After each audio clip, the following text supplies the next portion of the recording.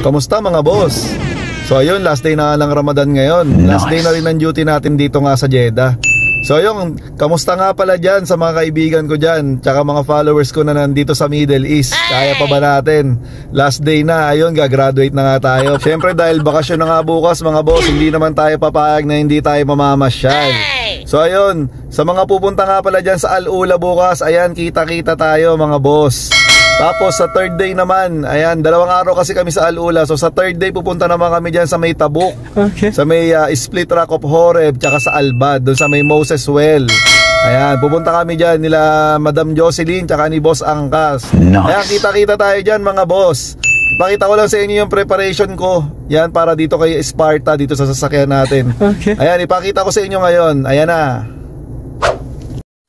Ayan na nga mga boss, kagabi nga nagpunta kami dito ni Boss Madam sa Petromin. Yan, para magpa-change oil na tayo mga boss. Nice. Syempre dahil sa sobrang haba nga ng idadrive natin, kaya kailangan natin talagang magpa-change oil na. Kasi nga, malayo-layo na rin kasi yung natakbo nito ng sasakyan natin mga boss. Medyo pagod na rin talaga to si Sparta kasi si Boss Madam tsaka si Boss Pogi masyado nga talagang gala.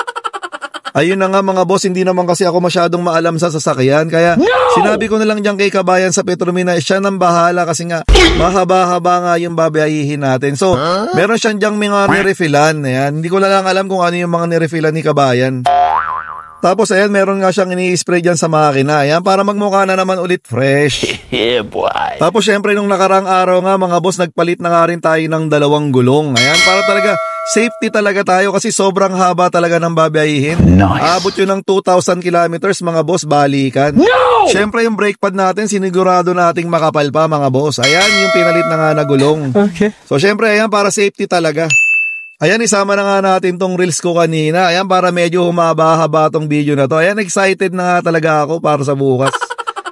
Syempre, yung mga kasama ko nga, si Boss Madam, si Boss Angkas, tsaka si Madam Jocelyn. Super excited na nga yung mga yan. Kaya ayun mga boss, kita-kita na lang sa mga magpupunta sa Al-Ula bukas. Nice. Ayan, hanggang dito na lang. Salamat sa inyo. Bye-bye!